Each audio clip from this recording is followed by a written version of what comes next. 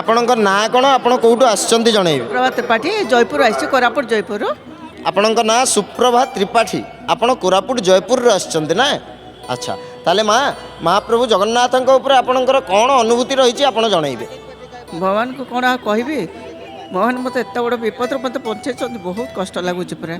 जहाँ मो मैंने भगवान दर्शन कर फेरुली मैंने बहुत बड़ एक्सीडेंट गोटे होगा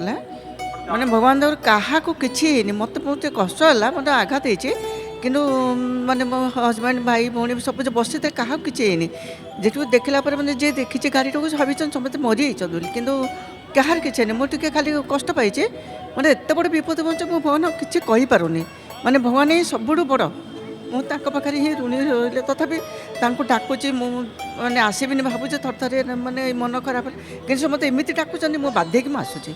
3-4 मास थे बंधे मुझे आसिक दर्शन कर जाऊँगी मैंने भगवान ठू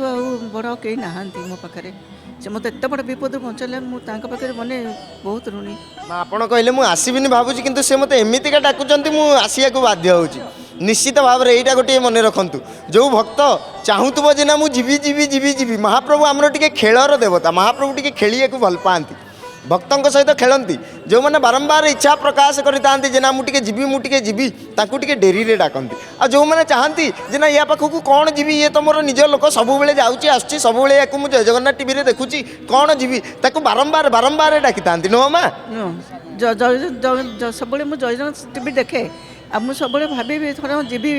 कहीकि आसबि कि भगवान मत मैंने एत बड़ विपद पहुँचे मैंने पाखे मैंने एत ऋणी हो गली मैंने बहुत से भाविली ना मुझे दर्शन मन डाकुच मैंने जीवी आज्ञा निश्चित भाव में जय जगन्नाथ टीवी परिवार तरफ आपको धन्यवाद प्रदान करूँ।